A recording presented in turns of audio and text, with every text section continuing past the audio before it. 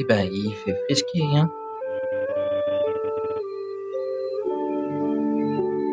Allez, on va partager le live. On va commencer comme toujours par partager le live.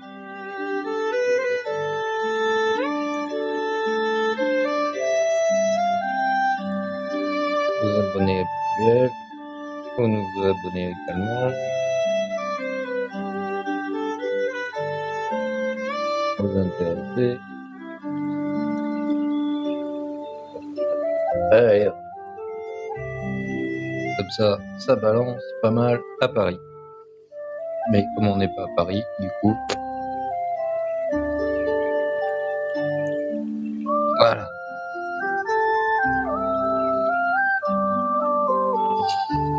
Coucou Sèvres, comment vas-tu? Bienvenue sur le live.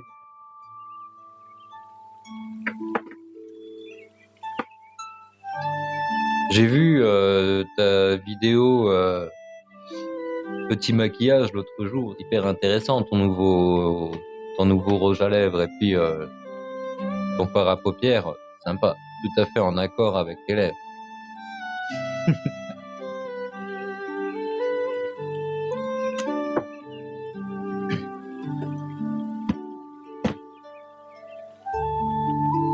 Ça te rendait totalement sexy. Ça faisait un peu penser à comment elle s'appelait, celle qui jouait de l'accordéon là. Ah, j'ai oublié son nom.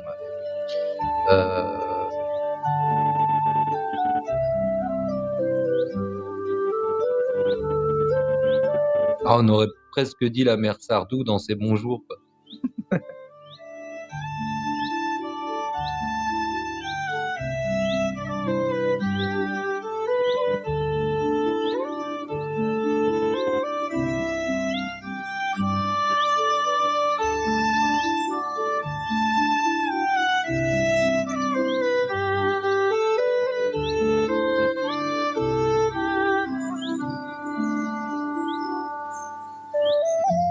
En tout cas, ça a eu l'avantage de me faire beaucoup rire.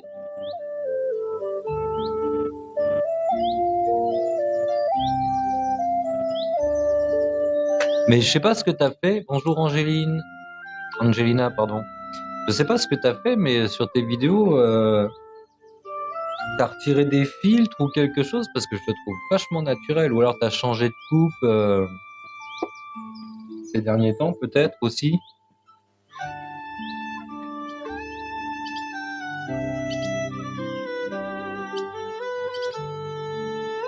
Ouais, bah alors j'avais bien compris que c'était une vidéo sarcastique sur sur les ventes chaînes ou les ventes de produits, machin. D'ailleurs, moi je fais pas des lives pour vendre mes produits, t'as raison. Après, si tu veux faire des vidéos pour promouvoir mes livres, t'as raison, fais-les. Mais si c'est pour les faire comme tu vends du maquillage, je vais peut-être m'abstenir en fait. Bonjour Chris InMotion.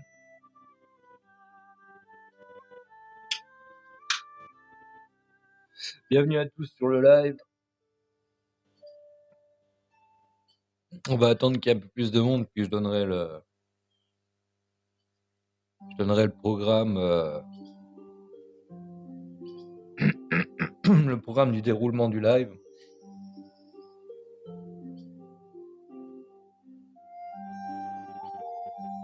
Bonjour NJ, j'allais dire bonsoir. Je suis vraiment en décalage complet avec le reste du monde. Hop, on va couper ça, ça fera mieux. Ça fera mieux comme ça. Comment allez-vous aujourd'hui? Est-ce que vous avez pas trop froid? Parce que là, en ce moment, on vieillit tous, hein, on prend tous un petit coup de vieux. Mais c'est bien, parce que on a la chance. C'est ça qu'il faut se dire. Tu vois, la plupart des gens disent, se plaignent de vieillir et tout, mais en fait, moi, je trouve qu'on a une chance énorme de pouvoir vieillir. Il y a des tas de personnes qui n'ont pas cette chance-là, malheureusement. Donc moi, je trouve que c'est une chance de pouvoir vieillir. Faut s'en satisfaire, être content d'avoir nos premières rides, nos premiers cheveux blancs. la barbe blanche. Non, je trouve qu'on est chanceux. On va plus loin que, certains qui n'ont pas cette chance.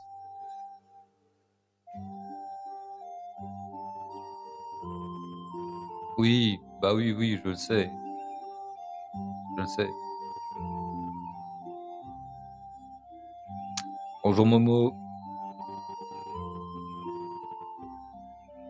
Après, bon, bah c'est sûr qu'on n'a plus 20 ans, on se dégrade petit à petit, on voit des parties de notre corps tomber.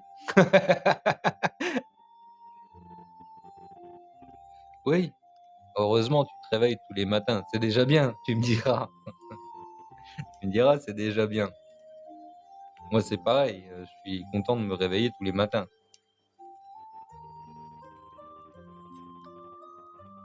Après, est-ce qu'on s'en rendrait vraiment compte si on se réveillait pas? Est-ce que nous, on aurait conscience, tu vois, est-ce que quand tu meurs, tu dis, bah tiens, merde, je suis mort, je me suis pas réveillé ce matin.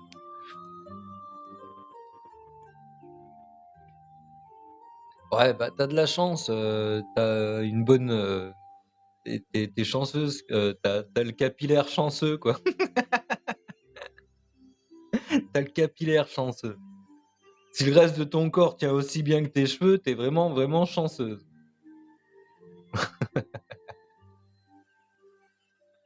Bonjour Amandine. Bonjour Aménomade. Donc, bah, on va lancer le live du coup. Donc, en première partie, on va parler. Et je sais qu'il faut que je retourne la caméra. Donc, il faut que je le fasse tout de suite parce qu'à chaque fois. Ouais, bah, t'es une chanceuse. T'es une chanceuse. C'est bien. Moi, je sais que. Voilà, on se met dans le sens là. Et ça, faut que je le vire parce qu'à chaque fois, c'est en plein milieu du visage. Donc, arrêtez. Hop. Voilà, là, on est mieux. Moi, c'est pas encore au niveau des genoux, mais un de ces quatre, je sais très bien que je vais avoir des difficultés à marcher. Et à Capac, que ça sera utile, quoi. Pourquoi ça veut pas s'arrêter, ça?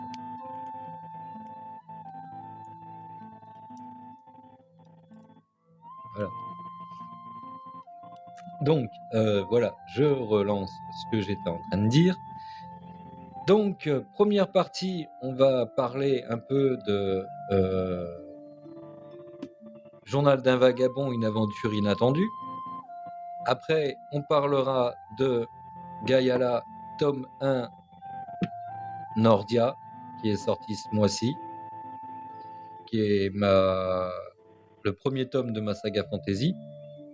Et puis après, si on a encore un peu le temps, on parlera du troisième tome que je suis en train d'écrire et on essaiera d'écrire un petit peu ensemble encore. Salut Stéphane, comment vas-tu? Bonjour Carmen, bienvenue sur le live. Donc voilà, c'est un peu le programme de ce petit live.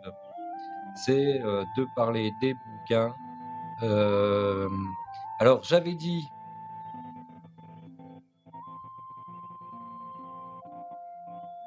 Bah non, je suis désolé, on peut pas parler d'un autre écrivain. Mais par contre, merci pour le cœur du jour, Stéphane, c'est gentil. Pour ceux qui sont dans le Pas-de-Calais, parce que j'avais dit évidemment que je ferais une petite chronique où je récupérerais un peu tous les jours les actus qui se dérouleront dans plusieurs régions, parce qu'on est très très mal informé.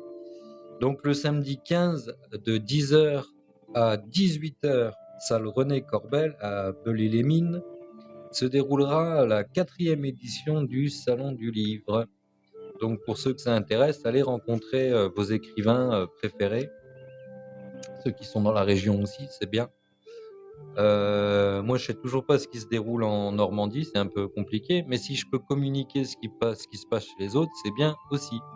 Donc voilà, ça c'est fait. J'avais dit que je le ferais. Ouais, c'est dans le Nord. Bah, j'ai pas trouvé encore d'autres salons à communiquer parce que j'ai pas retrouvé les annonces que j'avais reçues la semaine dernière. Mais au moins, voilà, c'est fait. J'avais dit que je communiquerais un petit peu là-dessus. Donc, c'est fait. Après, dès que j'ai d'autres salons à communiquer pour les écrivains et pour les lecteurs, je le ferai. Mais pour l'instant, de ce que j'ai vu ce matin, c'est tout ce que j'ai vu. Donc, on va commencer par parler de Journal d'un vagabond, une aventure inattendue. Et ça raconte mon aventure que j'ai vécue pendant presque 2 ans à parcourir les routes de France en voiture sans permis, faire presque 70 000 kilomètres, pardon, après une rupture difficile. Enfin, difficile, comme toutes les ruptures, je veux dire. Hein, mais le fait est qu'on m'avait fait tout lâcher de Bretagne pour descendre dans le sud et qu'en plein milieu de la route, on m'a dit bon vent, belle aventure et François de la Guerta. Donc, je vais vous lire le 4e de couverture pour. Ouais, c'est ça, une rue. Ouais, c'est vrai que c'est une aventure inattendue, mais une rupture qui part qui part d'une rupture inattendue également. Donc, je vous lis le 4e de couverture. Dans un monde dans lequel la routine règne en maître, Laurent, un simple citadin, voit sa vie basculer brusquement. En une journée, il perd compagne, logement et repères. Du jour au lendemain, il devient vagabond malgré lui. Il se retrouve à parcourir la France avec sa voiture sans permis et sa fidèle amie à 4 pattes, la Guerta. Chaque étape de son voyage le confronte à des défis qui le poussent à se surpasser, se redécouvrir et à remettre en question ses choix. Entre danger et émerveillement, il apprend que la véritable aventure réside non seulement dans le voyage, mais aussi dans la quête de soi.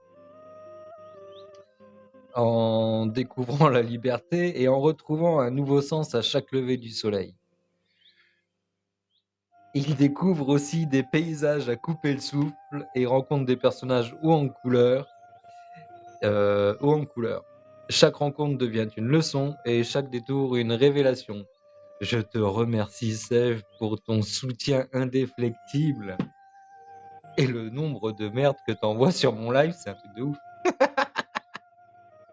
T'as des problèmes de digestion, une colique qui veut pas passer. Tu sais qu'il existe des médicaments. Alors, très peu contre la diarrhée verbale, c'est dommage. Ça en aiderait certains. Mais j'avais jamais vu passer autant de caca sur mon live. C'est très très drôle. Coucou. Buongiorno à tous. Alors, donc, voilà, avant que Sève ne s'endorme, parce que je sais que ma voix a tendance à la bercer. Bah oui, tu m'étonnes que tu te marres toute seule. Mais ça change pas d'habitude, en fait. Ça change tellement pas d'habitude.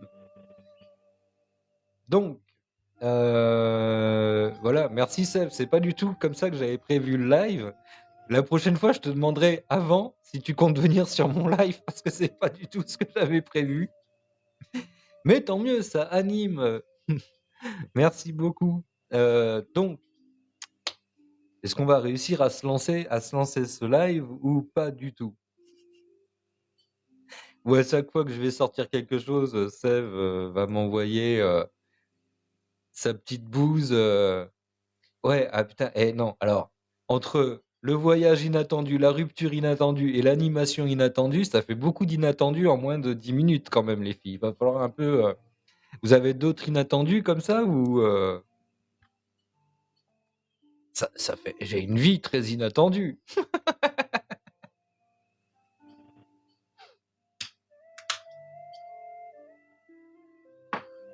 Je sais pas pourquoi je m'écarte pour allumer ma cigarette alors que je fume devant tout le monde et que c'est très bizarre comme truc. Merci pour le cœur du jour. Donc, est-ce qu'on va réussir à lancer cette première chronique sur Journal d'un vagabond ou pas du tout?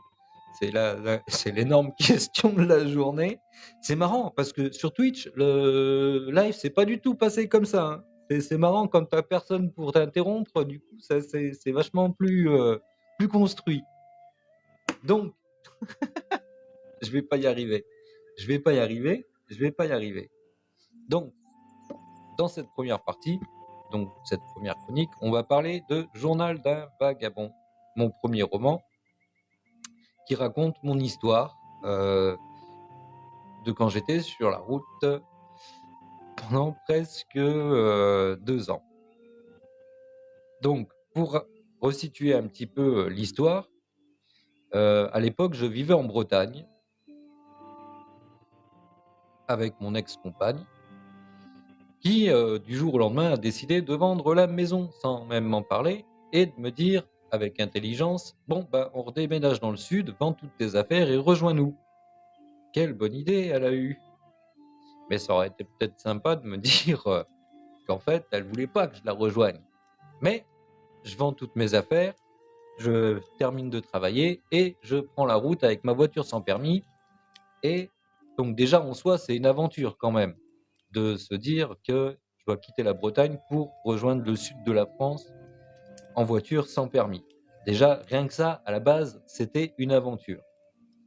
Mais je m'attendais pas du tout à ce que, à la suite je m'y attendais pas du tout. Donc au bout de 2 jours de route, je reçois un message qui m'oblige à me garer sur le bas-côté, qui me dit: «Allez, bon vent, belle aventure et prends soin de la Guerta». Et là, je me dis: «Ouh là, j'ai tout perdu. Chouette, qu'est-ce qu'on fait? Est-ce qu'on retourne en ville où on sait que ça va être très, très compliqué de se redresser parce que je suis pas en état psychologique du tout, de rebondir en ville? Ou est-ce que, bah, je prends la route et je me tire et je vais visiter, la France?» Que je connais très mal au final, parce que quand on habite dans un pays, on voit pas tout ce qu'il y a dans notre pays finalement. Et donc j'ai profité de cette occasion, je me suis dit: «Allez, prenons ce que la vie a à nous offrir et prenons la route». Du coup, j'ai tracé et j'ai fait presque 70 000 kilomètres en voiture sans permis. J'ai vu plein d'endroits, j'ai vécu tous les temps, le froid, la neige, le chaud, les tempêtes. C'était bien sympa. Il y a eu aussi des moments cocasses, heu, des moments où tu te dis: «Ouh là là, mais qu'est-ce que je fais là?» aussi. Et puis des moments où tu t'éclates vraiment, tu rencontres plein de personnes. Il y a du bon, il y a du mauvais, il y a du sympa, il y a du moins sympa, mais tout ça, c'est raconté dans ce livre-là, parce que durant tout mon voyage, j'ai tenu un journal de bord où je racontais tout dedans. Tout est daté et en fait, ce livre, il est écrit comme un journal et il ne serait pas paru, si ma compagne ne m'avait pas dit: «Ton aventure, elle est hyper intéressante, plutôt que de le laisser mourir dans ton journal intime rangé dans une armoire, fais-en un livre, ça intéressera certainement du monde». Donc voilà comment est né, Journal d'un vagabond. Si vous avez des questions sur Journal d'un vagabond que vous pouvez vous procurer en me laissant un message privé ou sur la plateforme Amazon, n'hésitez pas à me poser des questions sur, comment je l'ai écrit, sur ce que j'ai vécu, sur, l'après aussi, parce que ça n'a pas été simple non plus de retourner après 2 ans de liberté. Ça n'a pas été simple de retourner à la vie, de tous les jours, à me resociabiliser, à dormir, entre 4 murs. C'est compliqué aussi de se ressentir, de nouveau enfermé alors qu'on avait, la terre et le ciel pour soi, quoi.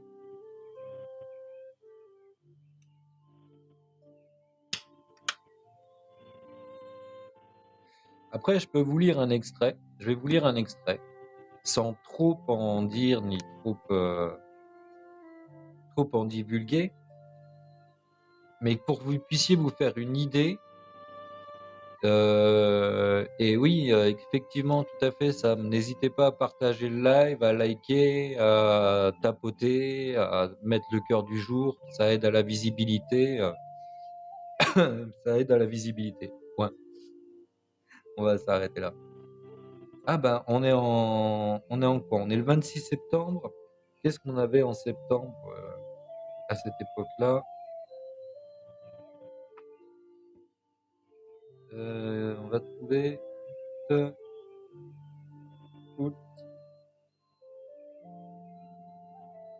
qu'on va trouver? Est-ce que j'avais écrit quelque chose en septembre? Pas de cette année-là. Juin. Ouais, et là on arrive à la fin du bouquin. Donc on va prendre septembre, on n'a pas, parce qu'il fallait que je fasse une pause. Donc on va prendre fin août de la première année.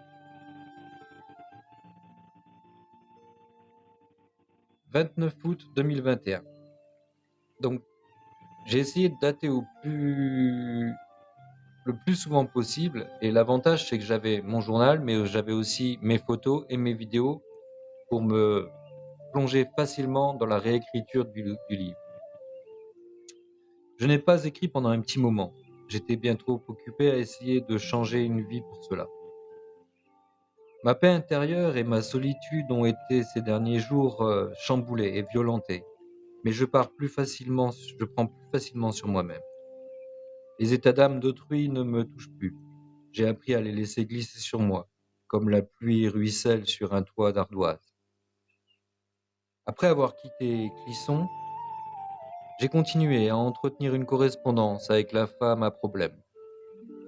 Je dois avoir un petit syndrome du sauveur, quelque part enfoui en moi, car ayant assisté à son mal-être, j'ai tenté au mieux de la soigner par les mots. À force de mots, j'ai finalement réussi à lui faire quitter son village pour des vacances improvisées. Loin de ces problèmes tellement insignifiants pour moi et direction l'aventure, où rien n'est prévu à l'avance, où tout n'est que signe du destin. Elle a loué un fourgon et se l'est aménagé à son goût. Certes, très irréfléchie et non méthodique, mais comment l'aurait-elle pu? Elle qui n'avait jamais pris de risque, jamais voyagé dans l'inconnu, qui n'a jamais juste vécu simplement. J'ai tenté maintes fois de lui faire comprendre et de lui faire prendre conscience de l'importance du lâcher-prise. Combien de discussions avons-nous eues sur l'idée que c'est quand nous ne maîtrisons rien qu'arrivent les meilleures choses, celles qui nous enseignent quelque chose sur la vie. Je m'arrête là, c'est largement suffisant pour donner envie ou pas de lire le livre. Donc si vous désirez vous le procurer, et ça c'est mon tout premier livre, c'est celui que j'ai sorti fin de l'année dernière, pas que je dise de bêtises, ou début de l'année, je ne sais plus. Mais il suffit de m'envoyer un message en privé et je vous le dédicace. Hop, on part sur Gaiala, tome 1, qui est le premier tome de ma saga fantasy.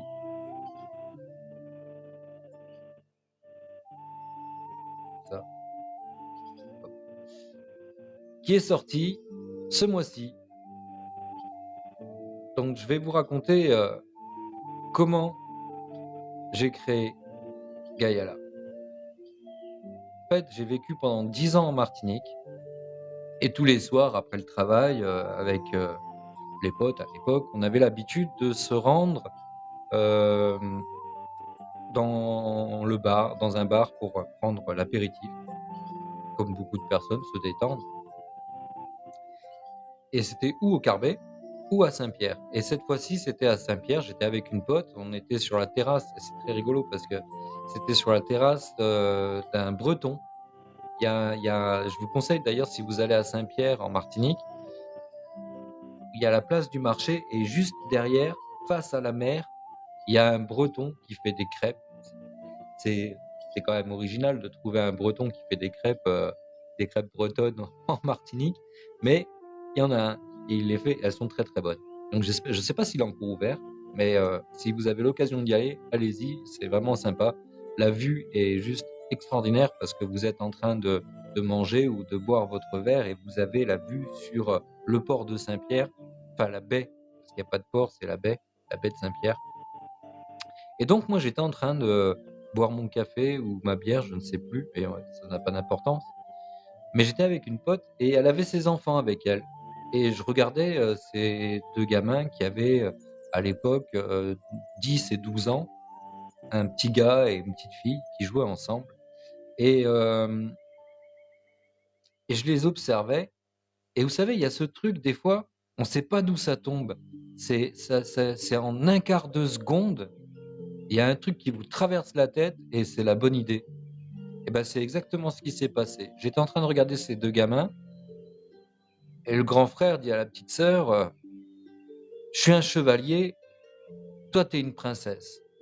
Et la petite fille, elle fait, non, non, moi je suis pas une princesse, je veux être une magicienne. Je veux avoir des pouvoirs magiques. Et là, commence une petite dispute. Non, tu seras une princesse. Non, je veux pas être une princesse, je suis une magicienne. Et patati et patata. Et d'un coup, alors ça peut s'approcher un peu, c'est ce que je disais tout à l'heure en live, ça ressemble un peu à de la schizophrénie parce que tout se passe dans la tête en fait. Quand les personnages se créent et qu'on discute avec ses propres personnages, ça ressemble un peu à de la schizophrénie. C'est pas tout à fait ça, mais ça rapproche. Et en regardant ce petit garçon et cette petite fille, d'un seul coup, ils ont grandi. Je les ai vus grandir. Ils avaient 20 ans pour l'un et 18 pour l'autre. Et là, j'ai vu cet aventurier et cette magicienne en herbe. Et j'ai dit à ma pote, attends, j'ai une idée qui vient de me traverser l'esprit là. Je peux pas rester, il faut que je rentre. Donc j'ai payé ma addition. J'ai couru jusqu'à la maison. J'ai ouvert mon ordinateur et j'ai commencé à tapoter, tapoter, tapoter. Et tout ce que j'avais en tête, en fait, se structurait à mesure que j'écrivais. C'était très étrange parce que il y avait ce truc de pendant presque 2 mois, voire presque même 3, t'as la tête dans le guidon, tu sais pas ce qui se passe, tu sais comment l'histoire elle commence, tu sais comment elle se termine, mais t'écris, t'écris, t'écris, t'écris, t'écris, et tu vois le monde que tu es en train de créer prendre vie vraiment avec ces personnages qui prennent leur propre caractère. Et c'est très étrange ce truc de création. C'est très différent en fait du mode d'écriture que j'ai pu avoir en écrivant Journal d'un vagabond, où là j'ai juste à retranscrire ce que j'ai déjà vécu, et le processus de création où là je contrôle rien du tout. Je contrôle vraiment rien parce que tout vient par lui-même. Je connais même pas ce que les héros vivent parce que je le découvre au moment où j'écris. Et c'est un réel plaisir, ça. Ça, c'est vraiment un plaisir parce que des fois, même moi, je suis surpris de ce que vivent des choix que font les. Et c'est en ça que je disais que ça ressemble un peu à de la schizophrénie quand tu écris, parce que ils sont vivants, les héros. C'est eux qui font leurs propres choix. Moi, j'ai juste à écrire. Donc, pourtant, c'est moi qui crée. Mais ça ressemble un peu à de la schizophrénie parce que c'est le personnage qui vit. Et donc, ces deux héros, vous l'aurez compris, les deux héros de mon livre, ce sont un frère et une sœur qui se retrouvent après une longue période de séparation. Et malheureusement, au moment où ils se retrouvent, éclate une grande guerre. Et il s'avère qu'ils sont au centre de l'intrigue et que, au fur et à mesure qu'on avance dans le livre, on se rend compte qu'il y a des secrets qui émergent, il y a euh, des choses qui leur ont été cachées. Ils essayent de comprendre pourquoi cette guerre a démarré aussi, et des secrets de famille. Enfin voilà, je vais pas en dire trop non plus. Par contre, je vais vous lire le 4e de couverture, comme ça, vous en apprendrez un petit peu plus. Plongez dans le monde enchanteur de Gayala, un univers divisé en 4 continents où la magie règne en maître. Alors qu'une nouvelle guerre entre magiciens se profile à l'horizon, un frère et une sœur séparés par le destin se retrouvent dans un contexte chaotique. Leur continent Nordia est soudainement attaqué par l'armée des ténèbres venue de l'Est, semant la peur et la destruction sur leur passage. Tandis qu'ils tentent de comprendre les raisons de cette invasion, d'anciens secrets commencent à émerger, menaçant de bouleverser tout ce qu'ils croyaient savoir sur leur famille et leur héritage. Dans cette quête pour sauver Nordia et découvrir la vérité, le frère et la sœur devront unir leurs forces, affronter des adversaires redoutables et nouer de nouvelles amitiés. C'est un monde dans lequel la loyauté et la magie se mêlent de manière inattendue. Gaiala est une épopée captivante sur la bravoure et les liens indéflectibles qui unissent les membres d'une même famille. Bonjour Patricia, comment vas-tu? Merci pour la rose. Donc voilà, ça c'était le 4e de couverture.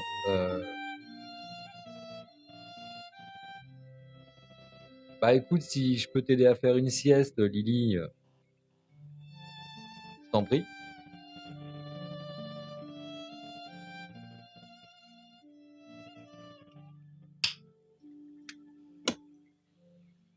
Donc si vous avez des questions sur les personnages, n'hésitez pas, sur l'univers de Gaiala aussi, sur comment je l'ai écrit.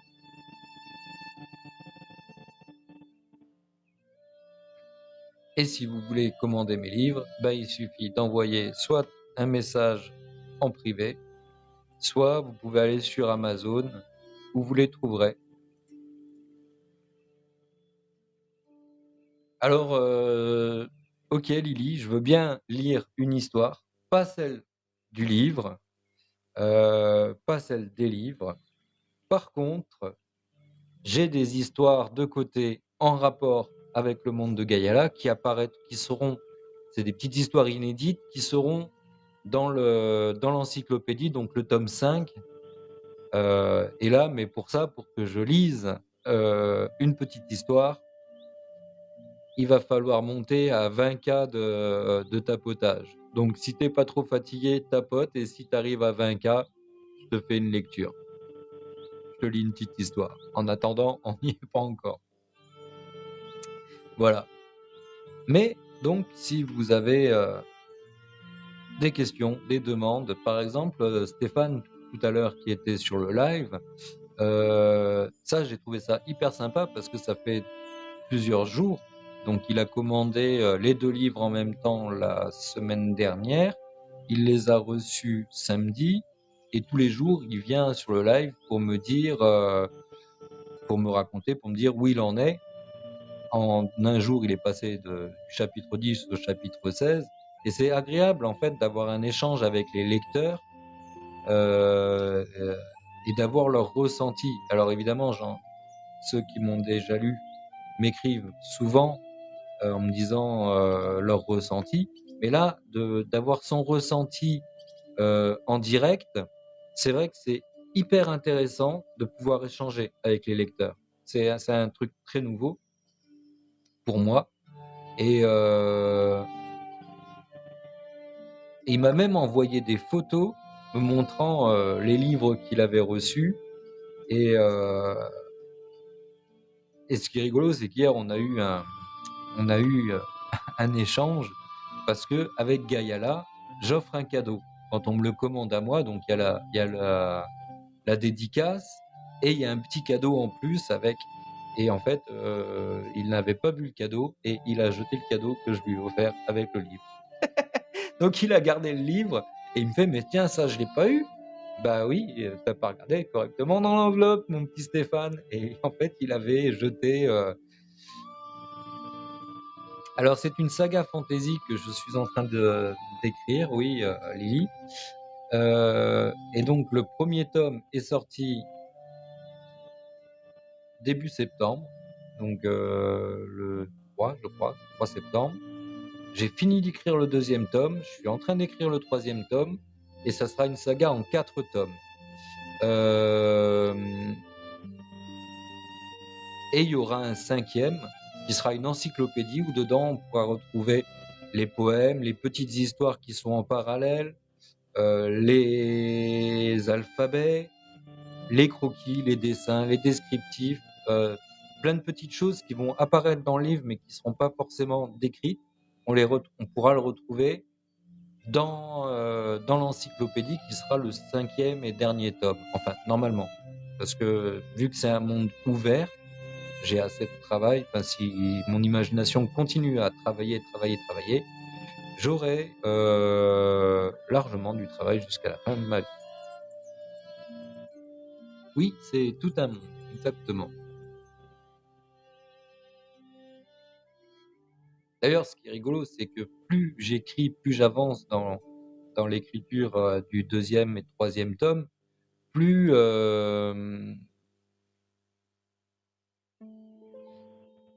c'est très simple. Tu veux commander un livre, tu m'écris en message privé.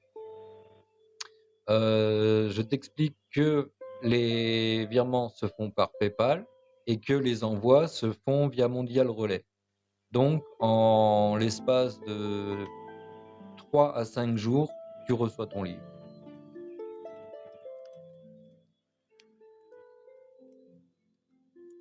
Et donc, qu'est-ce que j'allais dire?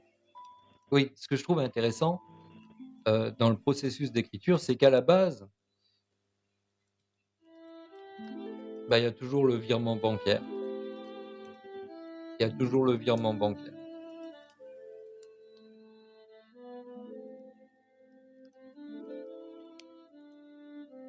Et donc, je disais, à la base, ce qui est hyper intéressant, c'est que tu as les personnages principaux auxquels tu t'attaches parce que c'est tes personnages, mais quand tu écris, des fois, comme tu vis en même temps ton écriture, il y a des personnages qui arrivent et tu te dis « Oh, putain, celui-là, il est génial comme personnage », alors qu'à la base, c'était un personnage secondaire, voire tertiaire. Mais tu te dis « il est vachement intéressant ». Et ce que je veux dire par là, c'est que même si il n'est pas hyper développé dans la saga des 4 livres, et hop, une bouse de plus.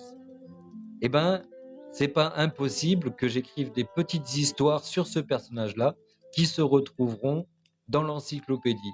En fait, au fur et à mesure, donc l'encyclopédie, elle va pas arriver tout de suite, ça c'est sûr. Ça va mettre beaucoup de temps parce qu'il va y avoir encore beaucoup d'écrits dedans, beaucoup de choses, beaucoup de contenu. Ouais, bon, à tout à l'heure, à plus tard. Mais il y aura énormément de contenus qui vont se greffer à tout ce monde-là. Donc il y aura, voilà, il y a la saga principale, et c'est pas impossible qu'après j'écrive des histoires parallèles, 1000 ans plus tôt, 1000 ans plus tard, sur un autre continent, sur à droite à gauche, sur tel personnage, sur tel peuple. En tout cas, d'avoir créé le monde de Gaiala, ça a ouvert une possibilité infinie excusez-moi, d'écriture. Donc, ça se trouve, je pourrais écrire jusqu'à la fin de ma vie juste sur ce monde-là. Et ce que je disais tout à l'heure, c'est est-ce qu'à arriver à un moment donné, peut-être que quand j'aurai fini d'écrire les 4 tomes de Gaiala, je vais me dire est-ce que c'était juste un coup de génie, l'éclair qui a frappé d'un coup et qui a fait que j'ai pu l'écrire et que j'ai trouvé mes personnages hyper captivants, hyper intéressants, ou est-ce que j'arriverai à écrire autre chose derrière?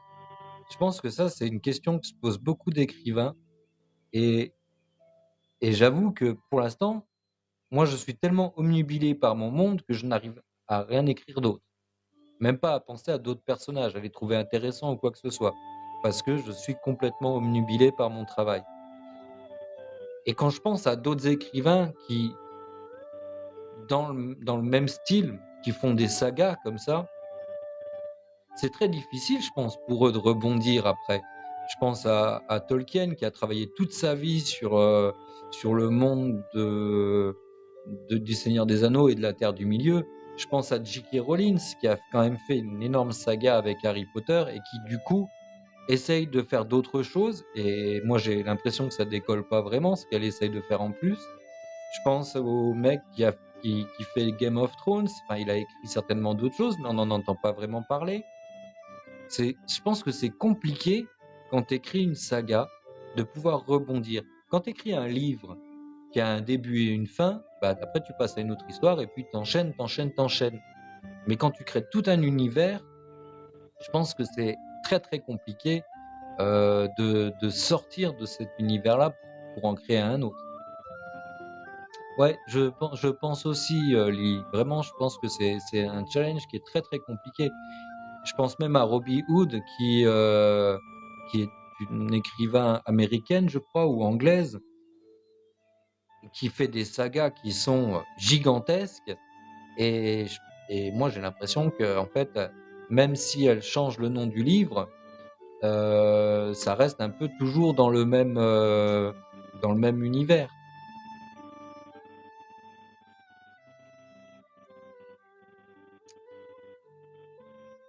Ouais, mais regarde, par exemple, bah, tu vois, J.K. Rowling, vraiment qui a fait un travail énorme, un gros succès en saga. Hem,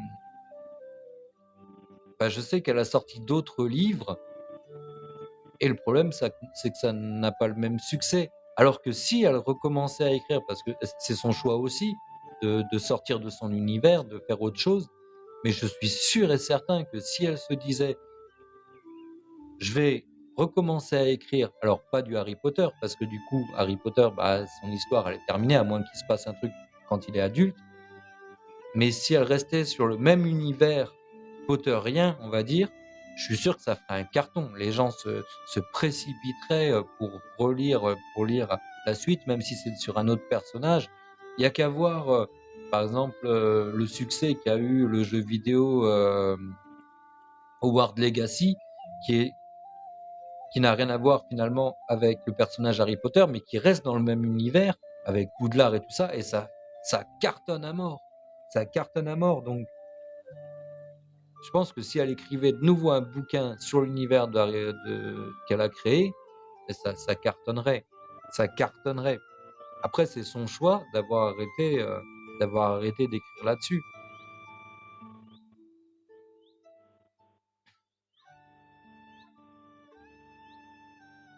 Bah, c'est ça. Attends, j'ai pas eu le temps de lire. Il y a eu trop de commentaires parce que j'étais en train de réfléchir en même temps.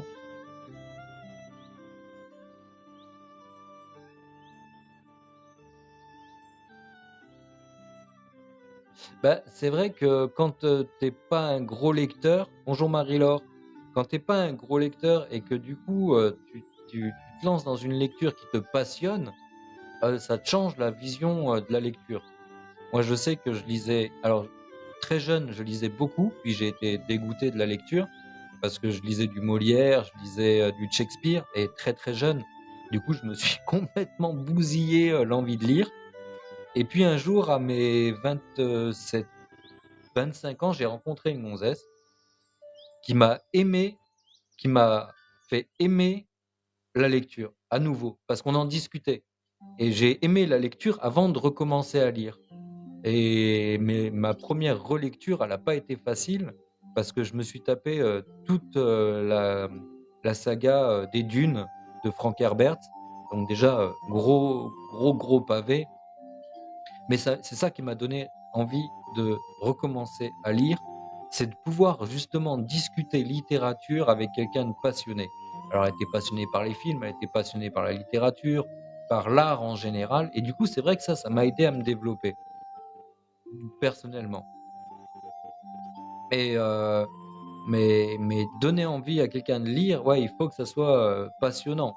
Il faut que le bouquin le prenne aux tripes, qu'il soit plongé dedans. Et là, en général, c'est des déclics.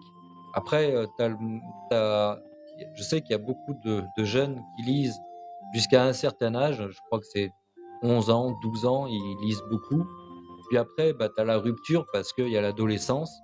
Donc, tu en as qui font le pas et qui continuent à lire, mais tu en as d'autres qui ont d'autres priorités, d'autres trucs, donc qui arrêtent complètement de lire, qui se détachent complètement de ça et qui recommencent à lire, mais bien plus tard. Donc,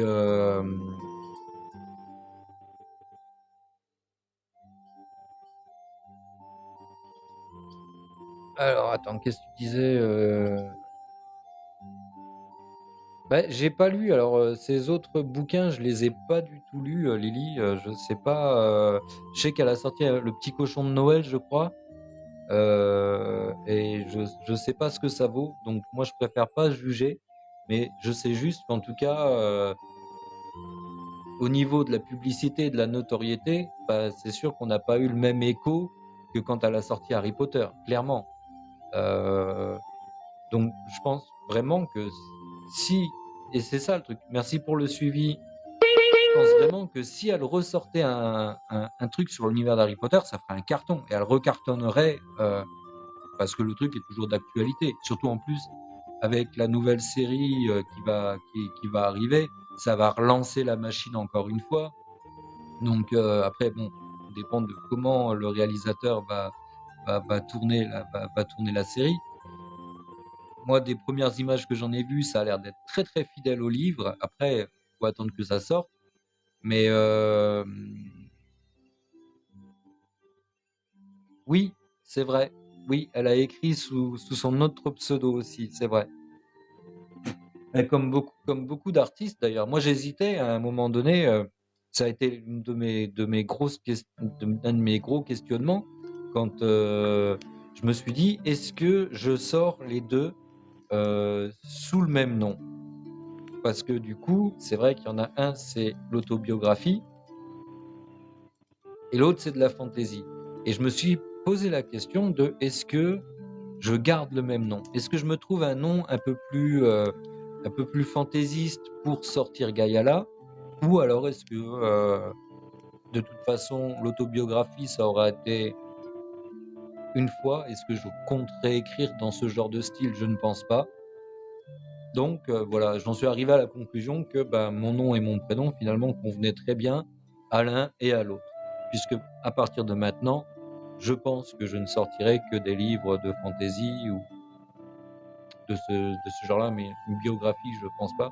Je compte pas revivre une aventure comme j'ai déjà vécu. Ça m'a bien suffi d'une fois.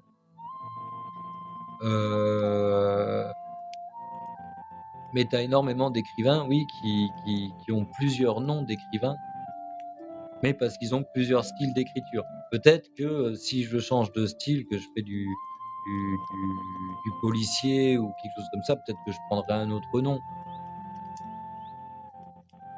Parce qu'apparemment, je lisais un article il n'y a pas très très longtemps où il disait que ça peut brouiller le lecteur de savoir qu'un écrivain écrit plusieurs choses différentes et que c'est pour ça que l'écrivain prend des noms différents.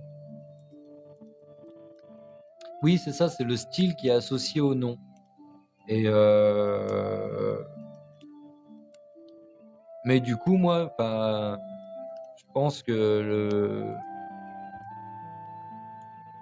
je pouvais pas dissocier en fait l'autobiographie de mon nom. Et en même temps, j'avais pas envie non plus de dissocier mon nom de ma saga. Donc c'était assez compliqué. Après, j'avais réfléchi à faire des initiales plutôt que de prendre. J'avais pensé à mes 3 initiales de prénom plus le nom, mais au final, je me suis dit mais à quoi ça sert?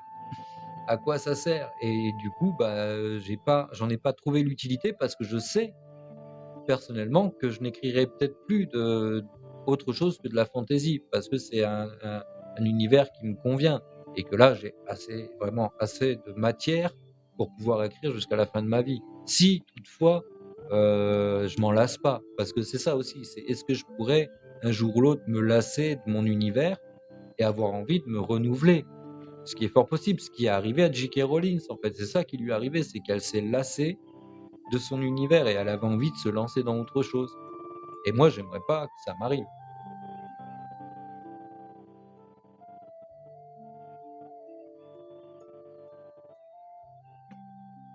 Oui, oui, bah c'est ça. Mais en même temps, je pense que je peux vraiment pas comparer à un truc qui est vraiment centralisé parce que là, c'est une histoire de famille qui va se passer sur quatre, quatre volumes, 4 tomes. Après, si je veux vraiment écrire d'autres histoires, mais toujours sur Gaiala, j'ai une infinie de possibilités en fait. Et c'est ça qui est hyper intéressant, parce que je suis pas obligé de recréer un autre univers puisqu'il est déjà créé. Par contre, je peux me déplacer dans le temps, je peux me déplacer sur la carte. En gros, c'est c'est surtout de réussir à rendre le personnage aussi intéressant que ce qu'il a pu être ou ce que les personnages ont pu être dans les 4 premiers tomes. C'est surtout ça aussi. Mais après, je pense que quand tu aimes l'univers que tu as créé, Après, je pense que c'est plus facile pour continuer à donner le même rythme d'intensité au personnage. Peu importe qu'il soit nouveau, peu importe la race, peu importe le lieu où tu le fais. Je pense que, enfin, moi, je sais qu'il y a énormément de personnages que, que, que j'ai découvert au fur et à mesure que j'écris et que je me dis, mais ça, lui, j'aimerais trop écrire sur lui, en fait. J'aimerais trop, ou sur son peuple, parce que je trouve son peuple hyper intéressant. Et je me dis, ouais, mais il y a un truc à faire, il y a un truc à la genèse. Enfin, déjà, j'ai écrit la genèse du monde. J'ai écrit deux petites histoires qui racontent un truc qui s'est passé 10 000 ans plus tôt. Donc je me dis, il y a vraiment matière à faire. Et justement, ça, c'était un bon exercice parce que ça m'a prouvé aussi, à moi, que j'étais capable, toujours dans le même univers, de pouvoir écrire. Oui, bah c'est ça. Alors, je sais qu'il y a beaucoup d'écrivains qui ont des plans d'écriture. Ils écrivent avec des plans d'écriture. Ça va se passer, ça va se passer, ça va se passer, ça va se passer. Moi, je suis pas du tout, mais pas du tout comme ça. Euh, Si tu veux, j'ai le début de l'histoire, j'ai la fin de l'histoire. Je sais comment ça se termine. Après, c'est pas impossible que la fin change, mais en règle générale, j'ai la fin de l'histoire. Je sais comment ça se termine. Mais entre le point A et le point B, je sais absolument pas ce qui se passe.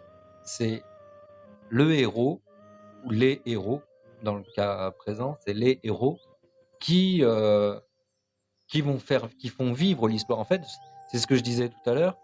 Je découvre l'histoire en même temps qu'eux. Ils sont presque, c'est presque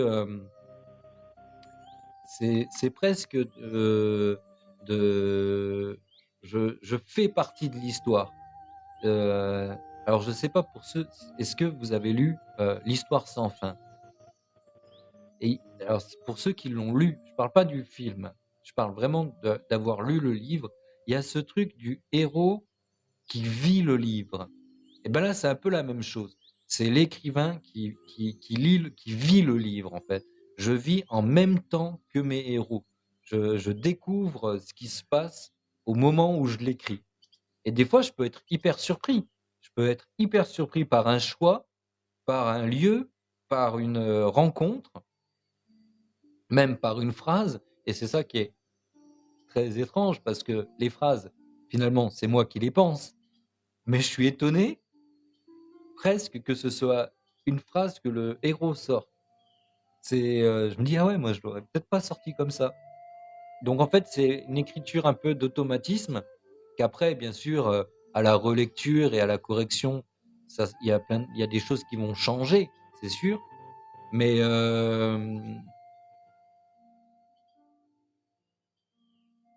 ouais, mais alors tout à l'heure, tu vois, je disais que ça pourrait être une forme de schizophrénie parce qu'en fait, tu laisses tes personnages vivre. Donc, malgré qu'ils soient sur le papier, ils sont quand même dans ta tête, mais ils arrivent à prendre le dessus presque. Toi, tu as juste à écrire. C'est comme si j'avais un film. C'est ça, c'est ça, mais tout en restant moi-même. Et c'est ça qui est le plus fou. C'est comme si dans ma tête, je lançais, tu sais, c'est comme si j'étais dans une salle de cinéma, que j'étais assis et que je lançais un film et que ce que je vois sur l'écran, j'ai juste à l'écrire. Alors des fois, l'écran va trop vite. Des fois, par exemple, tu vois, je fais une pause, je vais aux toilettes. Là, aux toilettes, je vais avoir une idée de génie et le temps que je fasse ce que j'ai à faire, que je retourne au bureau et que je me mette à écrire, l'action sera plus du tout la même. Alors des fois, le film va beaucoup trop vite. Mais ouais, en gros, je suis spectateur de l'histoire que je suis en train de créer. Et du coup, je suis toujours plein d'entrain parce que c'est génial comme délire. C'est vraiment génial de découvrir, même de découvrir des nouvelles races. C'est excellent. Enfin, je vais pas trop en dire, mais à un moment donné, dans le deuxième livre, dans le tome 2, ils arrivent à un endroit où ils rencontrent un nouveau peuple Et, et j'adore ce peuple. J'adore ce peuple. C'est un truc de malade. Je pourrais écrire. Ouais, alors bah ça alors je peux. Tu vois, ça c'est marrant parce que quand j'étais auteur, compositeur et interprète, on me disait tout le temps, ça serait bien que tu aies un carnet sur toi parce que des paroles de chansons ou des trucs, t'en as toujours qui arrivent et c'est bien de pouvoir les écrire tout de suite. Et en fait, c'est un truc que je ne fais jamais. J'ai jamais de carnet sur moi, j'ai jamais de dictaphone non plus, dictaphone, pardon. Ouais, c'est des trucs. Je suis trop pour avoir ça, tu vois. C'est un peu compliqué. Non, bah, tu vois, je m'assois à mon bureau, puis ça vient comme ça vient, ça repart comme ça repart. Des fois, je fais une pause d'une semaine et puis j'ai du mal à m'y remettre. Je vais écrire une phrase, puis deux, et puis le jour d'après, je vais écrire 15 pages. Enfin, c'est très aléatoire, mais ce qui est intéressant, c'est que je perds jamais vraiment le fil de mon histoire. Et ça, c'est le plus important. Ça, c'est vraiment, vraiment le plus important, c'est de ne pas perdre le fil de son histoire, ni l'envie d'écrire. Parce que des fois, on écrit et puis l'histoire retombe. Et c'est là qu'on sait que, enfin moi en tout cas, je sais que c'est là que euh, mon histoire n'a pas d'intérêt. Si moi j'y trouve pas de plaisir à l'écrire et que c'est retombé à plat, parce que ça m'est déjà arrivé d'écrire une histoire, de commencer à écrire une histoire, de m'emballer, de faire oh ouais ouais ça c'est bien, et puis le lendemain c'est mort, plus envie de l'écrire, plus d'intérêt pour le personnage et tout, c'est plat, tu sais que c'est plat. Alors que là, moi ça fait 8 ans que j'ai posé le premier mot de cette histoire, et 8 ans après, je suis toujours waouh, c'est cool. Alors évidemment, il y a eu des pauses, j'ai eu d'autres choses à faire, mais oui, c'est ça. Faut avoir l'intérêt et l'envie d'écrire et d'être déjà passionné. Parce que quand tu es passionné, c'est là que tu arrives à passionner les autres. Puis après, oui, voilà, le premier livre, il y a eu 8 ans qui ont séparé parce qu'il y a la vie aussi. Et que à l'époque, je prenais pas ce que j'appelle maintenant un métier, je le prenais pas au sérieux. J'avais d'autres choses à faire. J'avais le cirque, j'avais ma carrière de musicien. Donc je prenais vraiment pas du tout ça au sérieux. Et mais maintenant que, euh, que je me considère comme étant écrivain, là, c'est du temps plein. Donc je suis à fond dedans, tout le temps, tout le temps, tout le temps. Je travaille beaucoup. Je fais mes cartes, je fais mes propres dessins, mes propres croquis. Donc c'est beaucoup, beaucoup de travail. Surtout dans l'auto-édition, c'est encore plus de travail parce que tu as la correction et puis tu as le côté commercial où il faut vendre tes livres. Et moi, je suis pas du tout commercial, c'est un truc de malade. J'avais déjà du mal à me vendre en tant que musicien. C'était bien souvent mon guitariste qui démarchait pour aller pour qu'on puisse trouver des concerts parce que moi, je suis quelqu'un qui est, malgré le fait qu'on voit là discuter, parler, tout ça, être emballé par ce que je raconte, je suis quelqu'un de timide. Donc, aller démarcher, c'est pas mon truc. Mais même dans le cirque, c'était l'association qui s'occupait de nous trouver des endroits où faire les spectacles. Mais là, en tant qu'auto-édité, je suis obligé de me débrouiller tout seul. Vraiment, vraiment tout seul. Donc, surtout au niveau du démarchage.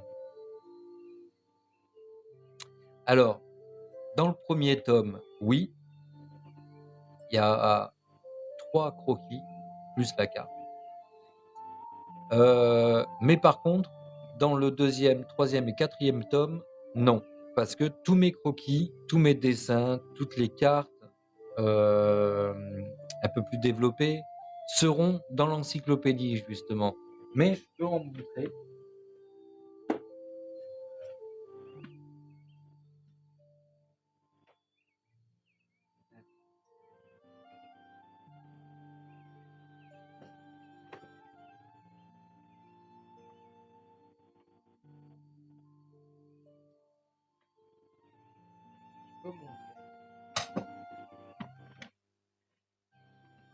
Quelques-uns qui apparaîtront en essayant de ne pas spoiler les personnages, évidemment, qui apparaîtront dans les prochains livres. Donc on va surtout parler, je vais montrer des croquis de personnages qui apparaissent dans le premier tome.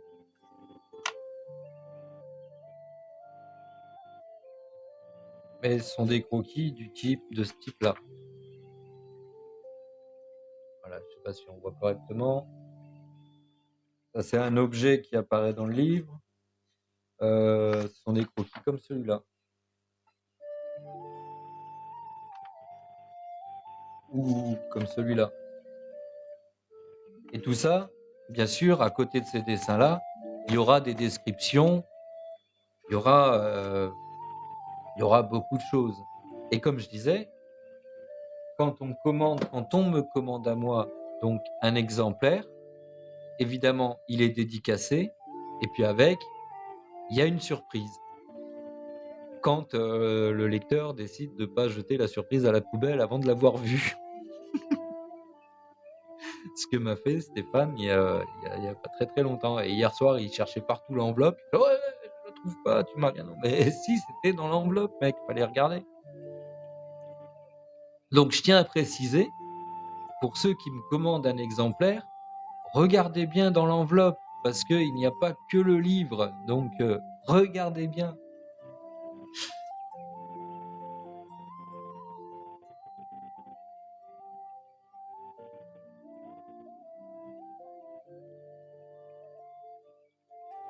Donc c'était très marrant. Hier soir, c'était un live intéressant. Parce que du coup, lui, il fouillait partout pour retrouver l'enveloppe. Il me fait « Ouais, mais moi, j'ai pas eu ça. » Si. Bon, ouais, bon après-midi. Oh, bon après-midi, woman. Bon après-midi, Sève. Bon après-midi aussi également à Lily. Merci d'être passé sur le live. C'est vraiment gentil. Merci pour tout. Quoi, j'avais pas vu 13K. Merci pour tous vos likes, les cœurs du jour, les cadeaux. J'avais pas vu du tout ça. Bah non, Patricia, non, il l'a pas retrouvé l'enveloppe. C'est parti avec la poubelle. Donc du coup, il a fallu improviser quelque chose. J'ai un peu discuté avec lui en privé et alors je vais pas lui renvoyer parce que évidemment, ça coûte un peu d'argent, malheureusement. Mais je vais régler le problème d'une autre manière. Mais non, il a pas retrouvé l'enveloppe. Oui, je parlais de toi parce que justement, je disais aux prochaines commandes, vérifiez bien dans vos enveloppes, il y a une petite surprise pour vous. Ne prenez pas juste le livre et jetez l'enveloppe. Non, regardez ce qui se passe à l'intérieur.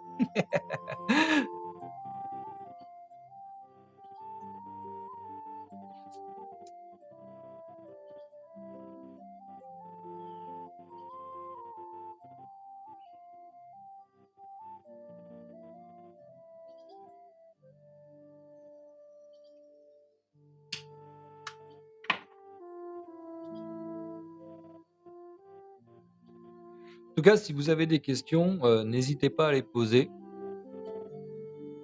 Et tiens, ce qu'on peut faire aussi, c'est s'il y en a un qui veut monter en live, discuter avec moi des livres, des histoires, s'il y a des questions à poser, n'hésitez pas à faire une demande pour monter. Je vais mettre le casque, comme ça je pourrais entendre si vous montez ou pas.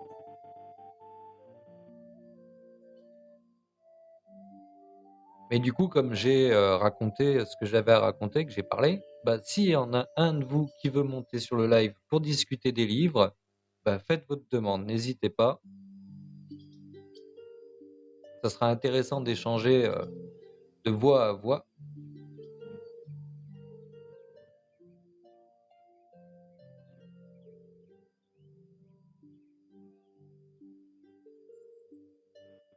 En tout cas, merci pour tous vos likes.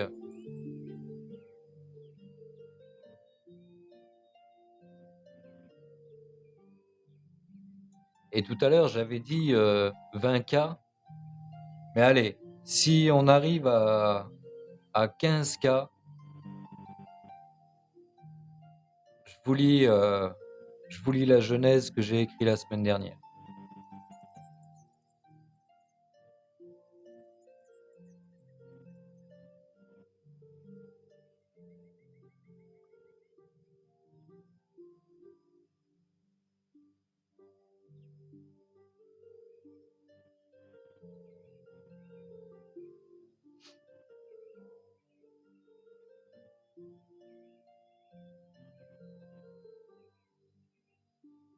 Comment ça, les likes sont suspendus pour Lily?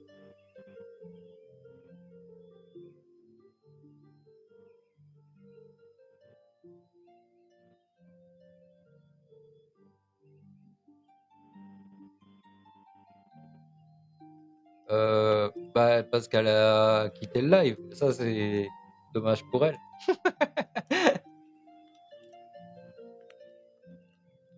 Bah, fallait pas qu'elle quitte le live.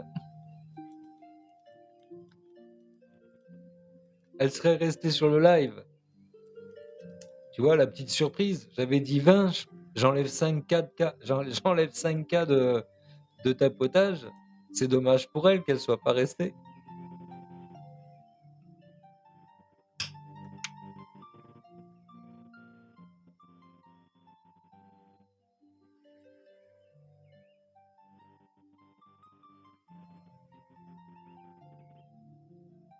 Après, c'est dommage. C'est dommage parce qu'elle y était presque.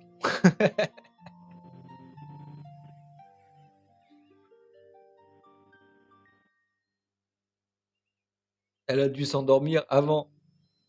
Parce qu'elle a fait, ouais, je quitte. Moi aussi, je vous laisse, je quitte le live. Et en fait, c'est dommage, t'étais à 1K à 1K de l'histoire.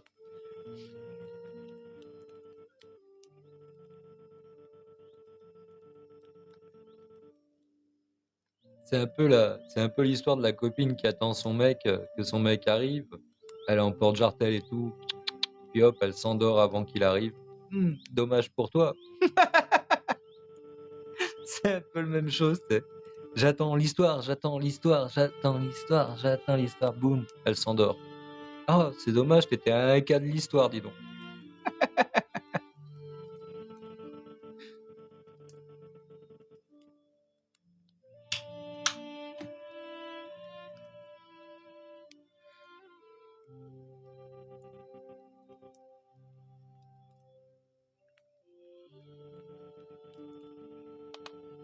En tout cas, merci énormément pour tous vos likes, vos cadeaux et vos cœurs du jour. Vraiment, moi, ce que je trouve chouette, c'est que ça nous aide à la visibilité.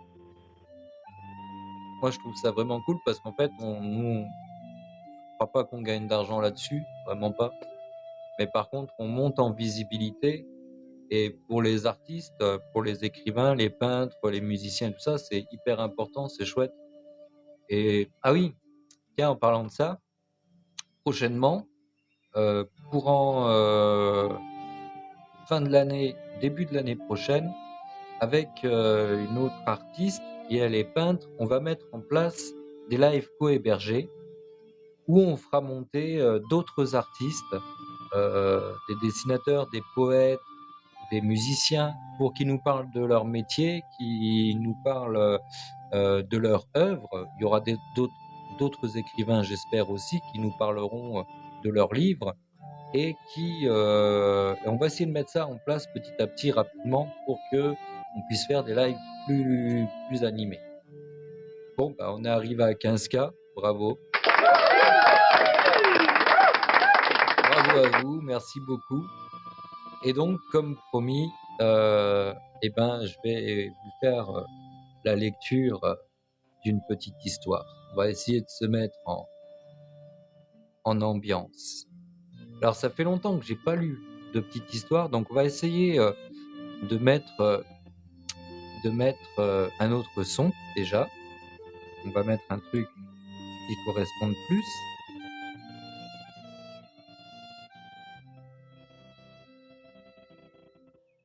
On va mettre celui-là.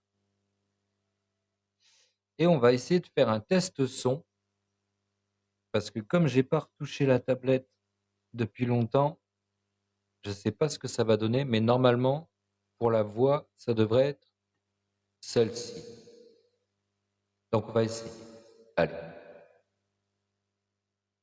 On lance la musique.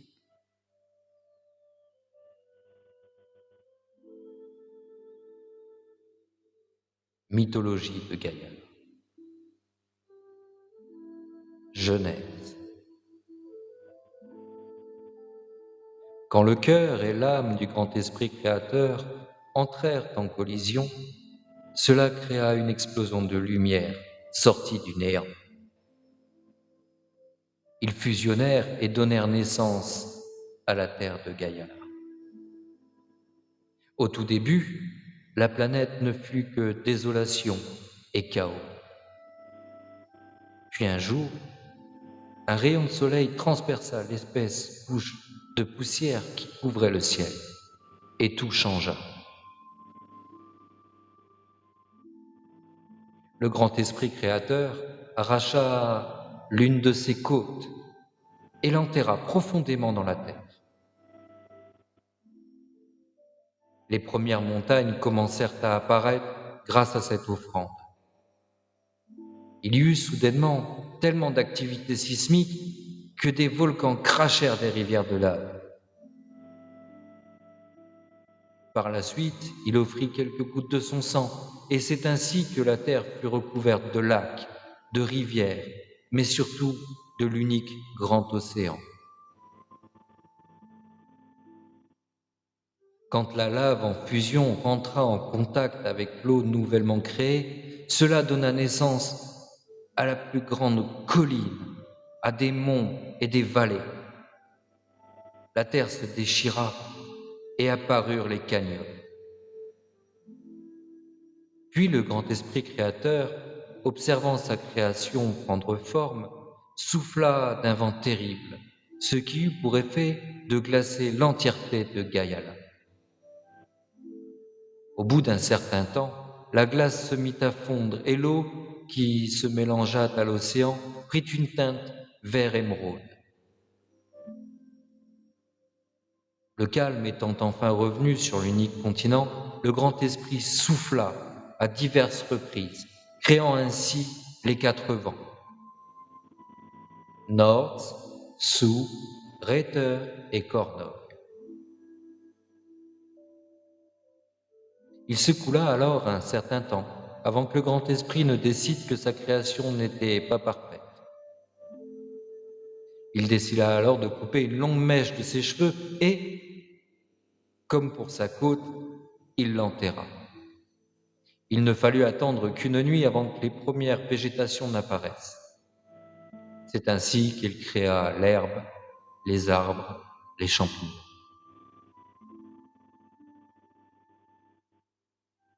Le grand esprit créa alors le ciel.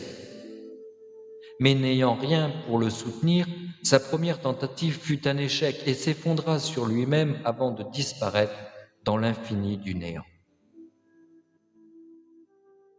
Le grand esprit créateur planta alors 4 graines éloignées les unes des autres. Et c'est ainsi que 4 grands arbres géants sortirent de la terre. Ils devinrent alors les 4 piliers de la terre et du ciel, qu'il nomma Nordi, Austri, Sudri et Westri. En observant sa création, il l'avait trouvée si belle qu'il pleura 2 larmes qui, en tombant, se fixèrent dans le ciel et devinrent les 2 lunes jumelles. Gaïala ayant été créé, le grand esprit créateur s'ennuya rapidement. Malgré tout ce qu'il avait déjà fait, il trouvait que le monde qu'il avait créé restait sans vie. Alors il s'ouvrit la poitrine et sortit son cœur qu'il divisa en 2. Il plaça l'une des 2 parties dans son torse qui se referma aussitôt. Il broya la moitié restante de son cœur et la dispersa sur Gaïala. C'est ainsi qu'il donna la vie à d'affreuses géantes créatures qu'il nomma Titans. Il donna ensuite la vie aux dragons, puis aux licornes, ainsi qu'aux hommes, aux nains, et pour finir, aux elfes. Le grand esprit avait une préférence pour les hommes, les nains et les elfes, tant et si bien que les titans créèrent un sentiment qui n'existait pas jusqu'alors. Un sentiment si fourbe qui pouvait détourner n'importe qui de la bonté. Pour la toute première fois sur Gaïala, la jalousie avait fait son apparition dans le cœur d'un titan. Un sentiment en amenant un autre, le titan Morjak prit la tête d'une grande armée.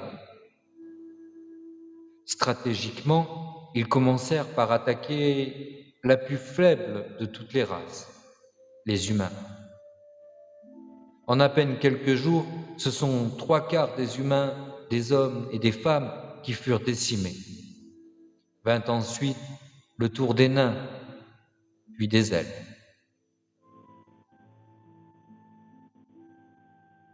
Les dragons et les licornes, étant les deux races les plus nobles, s'unirent pour vaincre en une seule nuit tous les titans. Le grand esprit créateur, attristé par ce nouvel échec et mécontent de ses créations, déclencha sur Gaiala un véritable cataclysme. La terre trembla, les volcans entrèrent en éruption et l'unique océan se souleva en d'immenses tsunamis pendant 4 jours et 4 nuits, si bien qu'au début du 5e jour, presque toutes les races et tous les animaux fantastiques avaient disparu. Dans sa terrible colère, le grand esprit déchira la terre en plusieurs continents, qu'il dispersa aux 4 coins de Gaiala. Se rendant compte de sa terrible erreur, le Créateur ne redonna pas vie aux titans. Il préféra se concentrer sur les humains, les nains et les elfes qui avaient réussi à survivre. C'est ainsi que tout se déroula et que la jeunesse de Gaiala dura 7000 ans. Vint ensuite le premier ère qui fut nommé Tildighhelder. Cette période dura 10 000 ans. 10 000 ans de paix où les dragons, les licornes, les humains, les nains et les elfes vécurent en parfaite harmonie. S'il y avait des milliards d'humains, de nains et d'elfes, en revanche, il n'existait que 4 dragons et 4 licornes originelles. 2 dragons pères nommés Bjorn et Gnorr, ainsi que 2 dragons mères nommés Ida et Bricta. Il en est de même pour les licornes qui se composaient de 2 licornes mâles, Silmur et Voldur, mais également de 2 femelles nommées Mesnia et Lidola. Néanmoins, dans son palais divin, le grand esprit n'avait aucun moyen d'être en relation directe avec les êtres vivants sur Gaiala. C'est pourquoi il donna vie à 8 demi-dieux.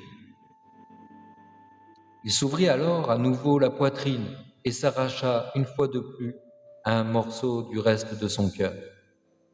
Ainsi, il avait donné à nouveau la vie, mais n'avait plus assez de cœur pour continuer à aimer avec autant d'intensité. Ces nouvelles créations seraient reconnues comme étant ses propres enfants, et ainsi, leur principale mission serait de veiller sur Gaiala, sans toutefois ne jamais interférer en cas de difficulté. Il leur répartit ainsi les 4 hémisphères de la planète.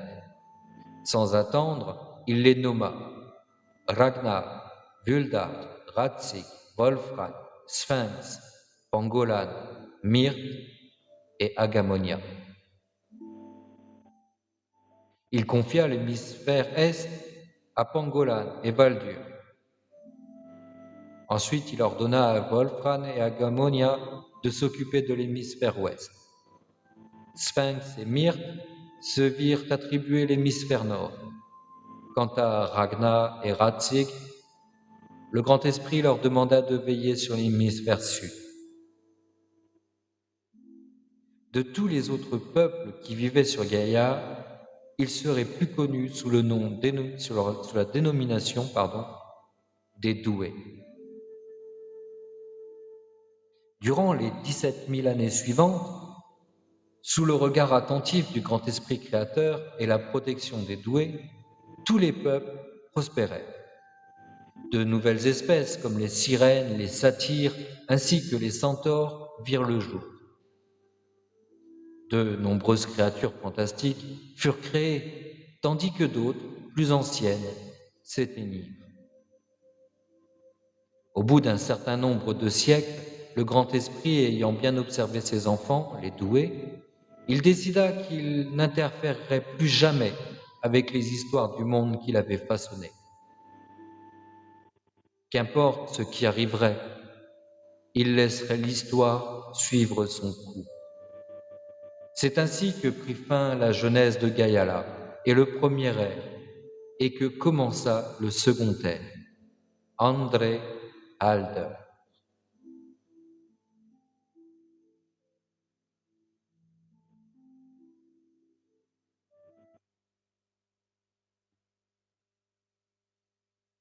Et voilà, c'était la lecture de la jeunesse de Gayala. Petite histoire qui sera dans l'encyclopédie, donc le 5e tome qui sortira dans quelques années. J'espère que ça vous a plu.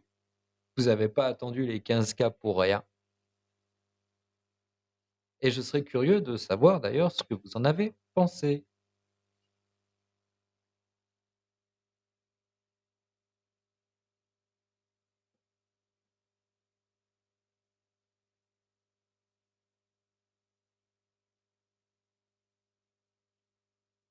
Alors, merci déesse Diana pour ton abonnement, je n'avais pas vu.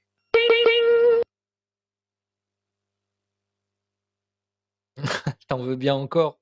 Ah, et là, va falloir monter à 30K maintenant pour avoir la seconde petite histoire. En tout cas, si... Ah bah tant mieux, Patricia, si tu as aimé. En tout cas, donc déesse Diana, comme tu viens juste d'arriver, merci beaucoup pour tous les cœurs, c'est vraiment sympa. Euh, Tu peux retrouver dans le premier tome de Gayala l'histoire d'un frère et d'une sœur, et là ça va être compliqué de revenir dessus parce qu'il va falloir que j'en reparle du coup, mais je vais faire mieux que ça, euh, je vais te relire le prologue, enfin le 4e de couverture, pardon, ou alors, ou alors, non, on va faire mieux que ça. Si on arrive à 20K, on est à 15. Si on arrive à 25K, je lis le premier prologue de Gayala. Parce que dans ce livre, dans ce tome-là, il y a 2 prologues. Donc si on arrive à 25K, je lis le premier prologue du tome 1 de Gayala. Et comme je le disais tout à l'heure, donc si vous êtes intéressé pour vous procurer un des tomes, n'hésitez surtout pas à m'envoyer un message en privé. Je réponds à tous les messages. La commande se fait facilement, les paiements aussi, et en plus, votre ouvrage est dédicacé et vous aurez une petite surprise avec dans. Merci pour tous tes petits cœurs et tout, c'est hyper sympa, merci beaucoup. Donc, dans l'enveloppe que vous recevrez, il y aura une petite surprise avec. C'est pour ça que je précise quand même, parce que j'ai un lecteur qui n'a pas eu la surprise, parce qu'il a sorti le livre et il a jeté l'enveloppe, alors qu'il y avait la surprise dedans. Donc, quand vous ouvrez l'enveloppe qui contient le tome 1 de Gayala, vérifiez bien qu'il n'y ait pas autre chose dedans. Parce que vous pouvez commander mon livre sur Amazon, mais vous n'avez pas tous les avantages que vous pouvez avoir en me le commandant personnellement. Déjà, personnellement, vous avez un ouvrage dédicacé, plus des petites choses. Voilà. Je ne dirai pas plus parce que je ne gâche pas je préfère ne pas gâcher la surprise. Mais en me le commandant à moi, vous avez d'autres avantages. En tout cas, si vous avez des questions, n'hésitez pas. Je réponds à toutes les questions, que ce soit sur Gayala ou sur Journal d'un vagabond. Je réponds à l'une et à l'autre.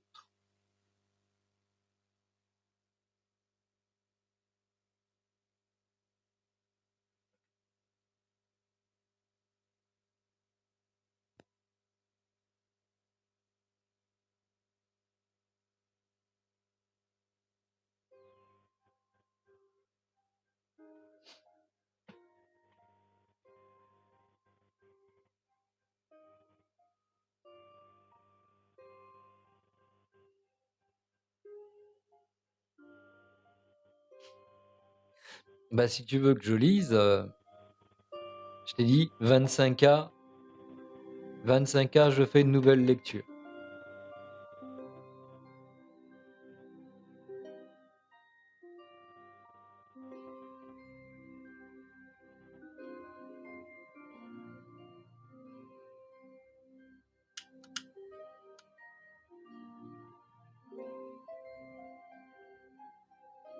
Ça marche, Patricia. Merci pour tous tes tapotages, pour le cœur du jour, pour ta participation au live également. Ça m'a fait très très plaisir d'échanger avec toi et j'espère que le live t'a plu et évidemment, il y en aura d'autres.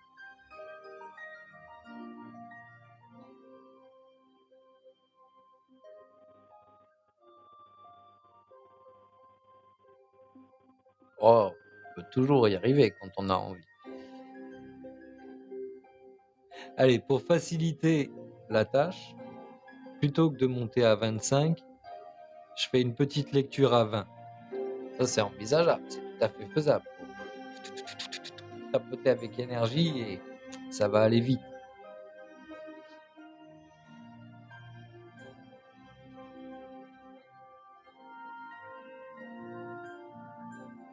Ouais, je fais un cadeau quand même de 5K.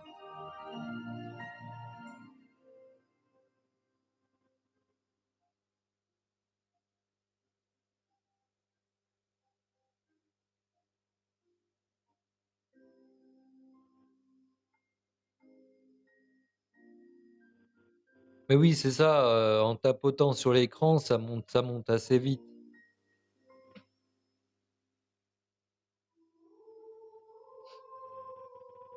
Après, DS Diane, ouais, salut Patricia, merci pour ton passage. Patricia, il faut que tu tapotes sur ton écran. C'est en tapotant sur l'écran, Diana. En fait, tu fais monter les likes, tu les fais monter en tapotant sur l'écran, juste en tapotant sur l'écran. Oui, parce que là, c'est pas en commentaire qu'il faut mettre les tapotages ou les cœurs. C'est juste en tapotant sur l'écran, sur ton écran.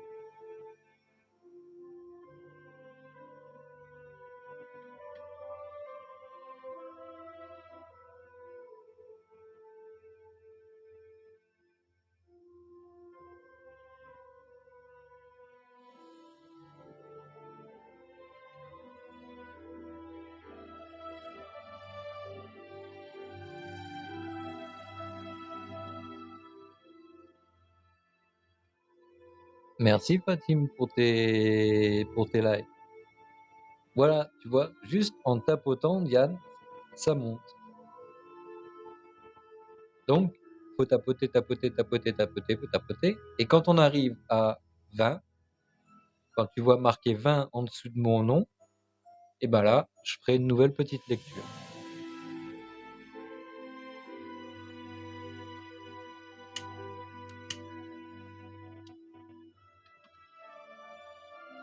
En tout cas, pour en revenir un peu à Gaiala, en attendant d'atteindre les 20K, donc la saga sera en 4 tomes, plus un 5e tome où à l'intérieur il y aura une sorte d'encyclopédie avec tout plein de petites histoires, les cartes des différents lieux où les héros ont été. Il y aura également les alphabets, il y aura le descriptif des personnages, avec des choses qu'on trouve pas dans les livres, bien évidemment. Et puis, donc là, j'ai fini d'écrire le 2e tome. Je suis en train d'écrire le 3e et le 1er tome est donc sorti ce mois-ci. Et pour vous le procurer, il suffit de m'envoyer un message en privé ou de le commander sur Amazon.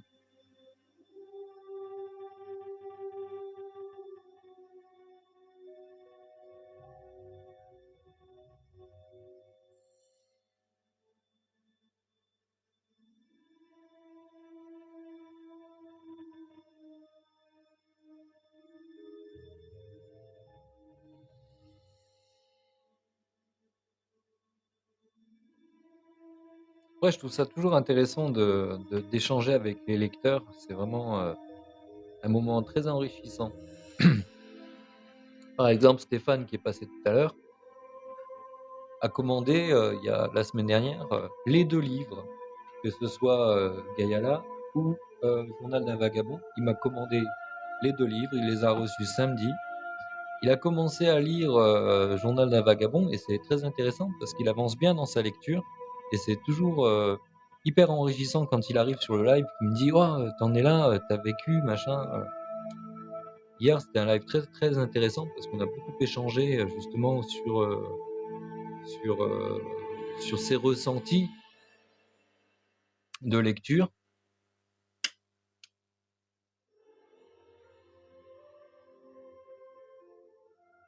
Et c'est vrai que des fois, ça me surprend parce que les gens font attention à des détails qui, moi, quand j'ai vécu mon aventure ou que je l'ai écrite, c'est des détails qui, moi, me sont passés presque inaperçus ou très normaux.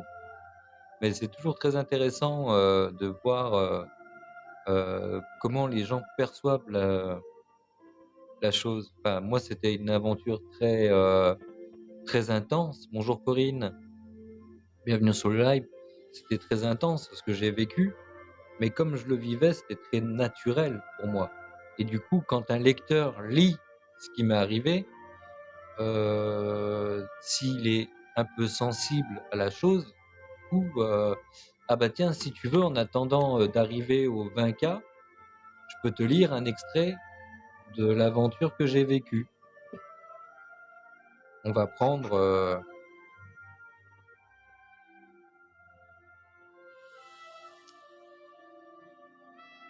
voilà, je vais lire un petit extrait. 10 août 2021. J'ai quitté le Cantal pour me rendre en Haute-Corrèze. Guidé comme à mon habitude par le destin, j'ai fini par atterrir dans le parc naturel régional de Millevaches, en Limousin. J'ai monté ma tente sous les sapins face à un très beau chalet en rondin. Comme toujours, je suis seul au monde. L'herbe a été tondue il y a peu de temps. Le terrain est assez plat pour m'allonger sous les frondaisons à l'abri du soleil, qui, sans nuages, frappe vraiment fort en cette belle après-midi. J'observais les insectes virevolter quand soudainement mon esprit et mes yeux furent attirés par des formes qui se trouvaient à une 50aine de mètres sur ma gauche. Il n'y a aucun son, si ce n'est le chant des oiseaux, le vent dans les branchages, ainsi que le cri de ma buse qui, comme à son habitude, dessine des cercles au-dessus de ma tête. J'ai la sensation que ces formes au loin m'appellent sans prononcer un mot. Un écriteau en bois usé sur lequel est écrit une légende m'indique que je me trouve sur la plaine des filles. Face à moi se dressent 5 menhirs. La légende raconte que ce seraient 3 jeunes femmes qui auraient subi un sortilège lancé par un jeune homme sous la lune pleine. Tandis qu'elles dansaient, le jeune homme demanda à se joindre à elles, ce qu'elles refusaient. C'est alors qu'il les maudit. Elles dansèrent toute la nuit, et à l'aube, sous l'effet du premier rayon de soleil, elles se changèrent en pierre. Le jeune homme ne prit pas la fuite, bien au contraire. Il se transforma également en pierre pour veiller sur elles jusqu'à la nuit des temps. Si moi je m'en approche et vais même jusqu'à les toucher. Lagertha reste couché à quelques mètres. Pour ne pas déranger le repos de ces jeunes demoiselles, je ne m'attarde pas bien longtemps et retourne m'allonger sous les sapins. Je prends mon livre et mon tabac, j'ouvre la boîte. Son odeur fruitée me monte directement au nez. J'en prends une pincée et bourre ma pipe en bois. Je passerai le reste de mon après-midi à fumer ma pipe sous les arbres. Je discute parfois avec Lagertha. Elle ne répond jamais, mais elle semble toujours m'écouter avec la plus grande attention. Voilà, ça c'était un petit extrait de mon autobiographie Journal d'un vagabond.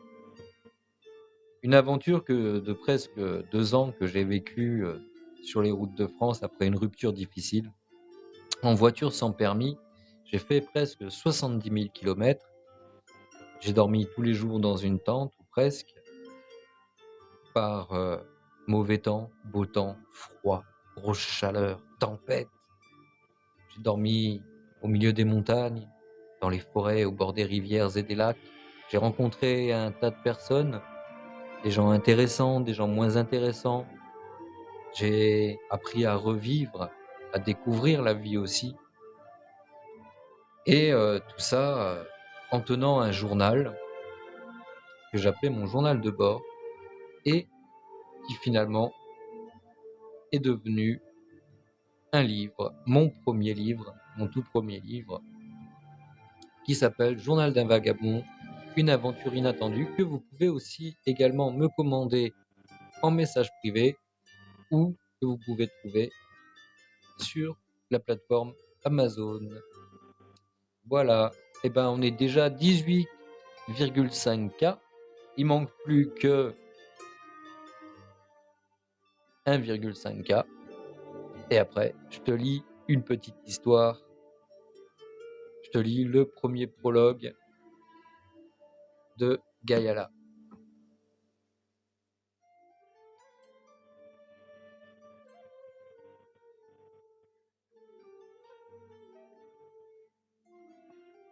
Et je le répète une fois de plus, si vous avez des questions sur l'un ou l'autre livre, sur mon métier d'écrivain, sur comment j'écris, comment sont nés les personnages, comment est né l'univers de Gayala, n'hésitez pas à me les poser, je réponds à toutes les questions avec grand plaisir.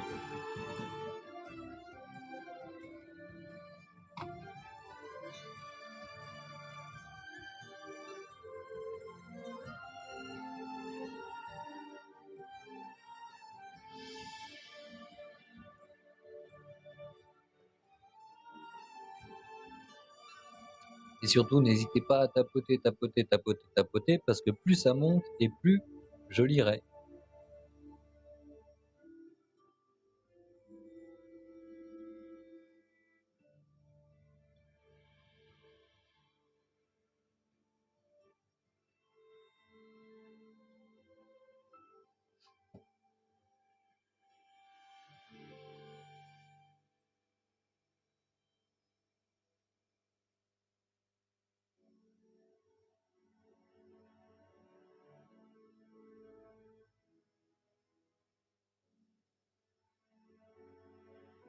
Alors bien sûr, pour ceux qui n'auront pas vu l'intégralité du live, je tiens quand même à le préciser, vous pourrez retrouver la retransmission sur ma chaîne YouTube. Et il faut savoir que quand je ne suis pas en live sur TikTok, il m'arrive parfois de faire des lives sur Twitch. Donc vous pouvez me retrouver et sur TikTok, et sur Twitch, et sur YouTube.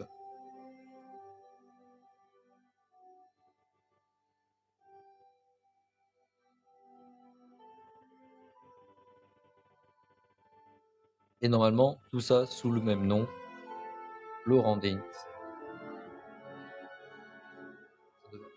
D'ailleurs, vous avez les liens, que ce soit, vous allez sur mon profil, vous avez les liens YouTube et Twitch. Comme ça, il vous suffit de cliquer dessus, de vous abonner. Vous aurez toutes les nouvelles, toutes les informations, toutes les petites vidéos, les retransmissions de live aussi. qui en général sont brutes. Je fais pas de montage parce que vous suivez un live, vous suivez un live. Si vous êtes là pour suivre un live, pourquoi faire un montage? Donc quand je republie sur YouTube, en général, le live il est brut comme vous le voyez là. Il n'y a pas d'effets spéciaux, pas de coupures, pas de voilà, c'est brut de chez brut.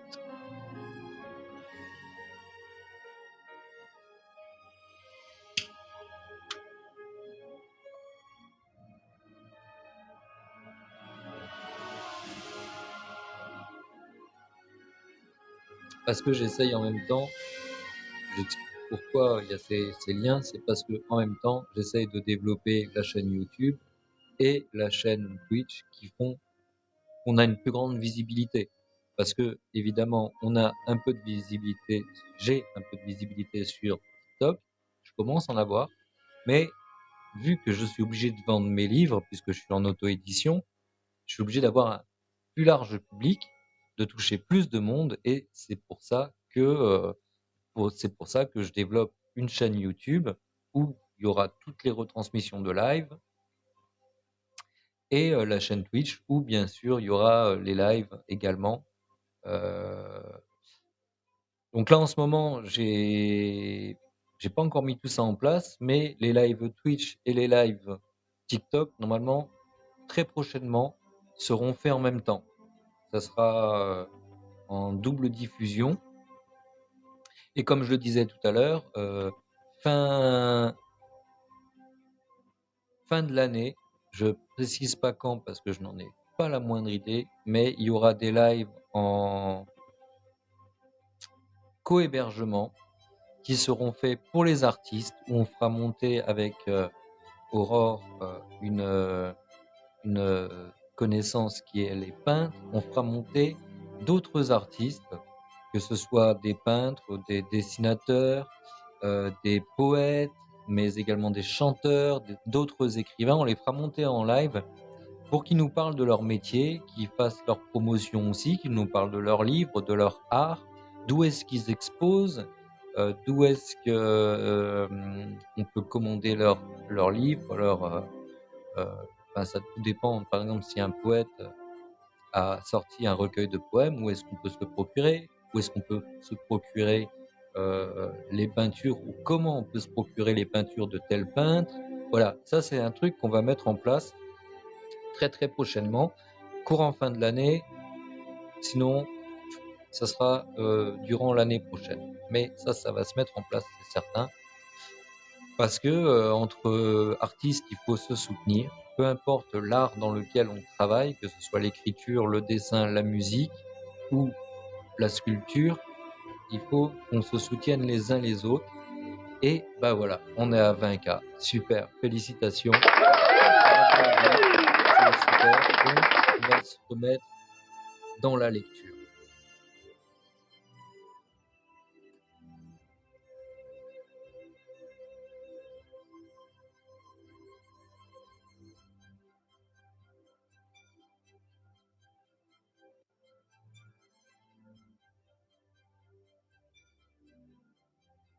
Gaïa Lab est un monde en expansion qui ne connaît ni de début ni de fin.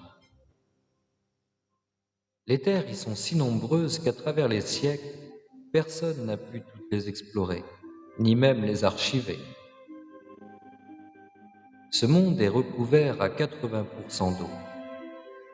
Il y a des milliards de lacs et de rivières, mais surtout son immense et unique océan que l'on nomma l'émeraude, à cause de sa couleur verte. Bon nombre de navigateurs disparurent en tentant de l'explorer. Au fil des époques, la vie se concentra exclusivement autour de 4 continents, bien qu'il y en ait un nombre incalculable d'autres. Au nord, touchant presque le pôle, l'on peut trouver Nordia, dont la capitale est Aquaria. C'est l'endroit même où il y a fort longtemps est née la magie, et où bien plus tard fut construite la première école de magie. Certaines légendes mythologiques raconte que c'est sur ce continent qu'apparurent les premiers êtres vivants. Et ce, bien avant la séparation des terres, les premières extinctions, les grandes guerres et par la suite les grandes migrations sur les 3 autres continents. Aquaria n'est pas seulement la capitale de la magie, c'est aussi le centre névralgique de toutes les transactions commerciales. Son immense port accueille chaque jour des centaines de milliers de bateaux, voit passer des êtres de toutes les races et de tout horizon. Vous pouvez trouver tout ce dont vous avez besoin aux 3 souks de la cité. L'économie est florissante, tout le monde peut y trouver son compte et l'on peut procéder aux transactions de 2 manières différentes. Il y a le troc qui fonctionne très bien, car tout le monde a besoin de quelque chose qu'un autre possède. Si le troc n'est pas accepté par l'une ou l'autre partie, il reste la monnaie, qui elle est faite d'or ou d'argent. Un ordi d'or équivaut à 10 ordis d'argent. Au sud se trouve le continent forestier d'Yggdrasil, dont la capitale est Blanfren, cité antique des elfes. Il y a fort longtemps, après la terrible Première Guerre et la première migration, les elfes prirent possession du continent d'Yggdrasil. De nature noble, mais très renfermés, ils avaient beaucoup de mal à vivre en harmonie avec les autres peuples de Gaiala. La grande migration a été bénéfique pour de nombreux peuples. Elle a évité de nombreuses guerres. Les peuples elfes se divisent en 4 grandes familles, la plus noble d'entre elles étant les elfes verts. Vint ensuite les elfes gris, puis les elfes nains, qui sont les plus discrets, si bien que la rumeur prétend que leur peuple se serait éteint. Pour finir, il y a les elfes noirs, qui eux furent chassés d'Yggdrasil et de Nordia après la Première Grande Guerre, et qui s'enfuirent sur le continent le plus à l'est. Pendant des siècles, le nom des elfes noirs fut chassé du langage elfique. Mais pas seulement. Ils étaient tellement haïs qu'avec les siècles passés, la plupart des habitants du continent du Nord en avaient même simplement oublié leur existence. À l'ouest se trouve le continent flottant dans les nuages, Gilgamesh. Gilgamesh n'a pas de capitale. C'est un immense pôle industriel qui est régi par la guilde des archi-scientifiques. Un continent flottant et se déplaçant sans cesse, rendant sa localisation extrêmement difficile, voire impossible. Si Aquaria est le berceau de la magie, Gilgamesh est celui de toutes les technologies qui circulent sur l'entièreté de Gaiala. Rares sont les témoignages et les archives décrivant les archi-scientifiques, car c'est un continent interdit, où seuls ceux qui font partie de la guilde ont le droit d'y poser le pied. Les technologies qu'ils fabriquent voyagent à bord de bateaux automatisés et programmés pour se rendre sur le continent du Nord. Il y a bien longtemps, une charte a été élaborée pour protéger toutes les technologies, car dans le passé, plusieurs magiciens avaient malencontreusement tenté de fusionner magie et technologie. Cette charte était une garantie et elle fonctionnait encore très bien aujourd'hui. À l'est se trouve le dernier continent, et non des moindres. Il se nomme Noir Rocher ou Fergoria. C'est un continent sombre, volcanique, où l'odeur de soufre est constante. Un endroit sans végétation, où les rivières sont formées de lave. Un sol mort et humide, où la lumière du soleil ne parvient jamais à traverser l'épais nuage noir qui tapisse son ciel. Une terre où les montagnes élevées sont aussi sombres que du charbon. Noir rocher, l'endroit maudit, le continent où le mal continue de s'étendre dans l'ombre. Un mal ignoré de tous, un fléau dissimulé dans l'ombre qui attend depuis des siècles le moment propice pour réapparaître du passé. Un mal dont le nom a été retiré des livres d'histoire et qui a été écarté à jamais de tous les continents. Pour connaître le nom de cette tête, il est primordial de se plonger dans l'une histoire de tout premier magicien et de l'école de magie d'Aquaria. Car c'est bien au sein de l'école de magie de la cité que naquit l'être le plus sombre, maléfique et meurtrier que connut Gaiala.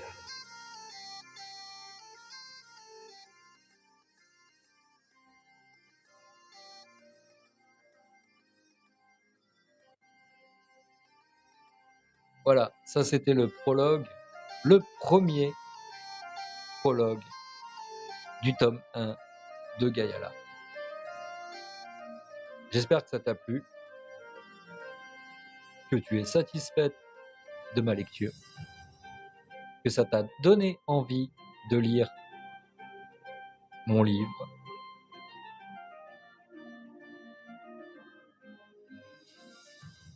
Bah tant mieux si ça t'a plu.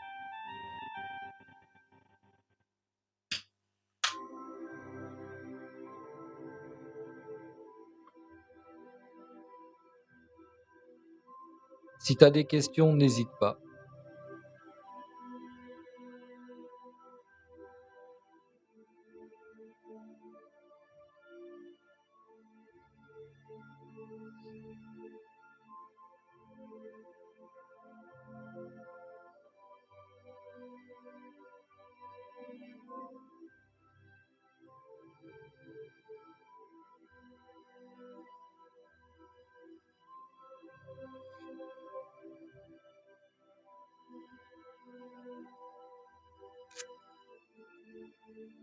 Je ne dévoilerai rien. Je ne dirai rien.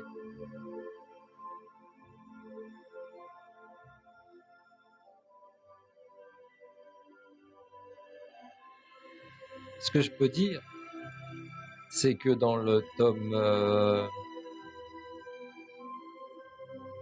2, il y a un semi-elfe qui est fort sympathique. À bientôt, déesse Diane. De toute façon, il est 15h33.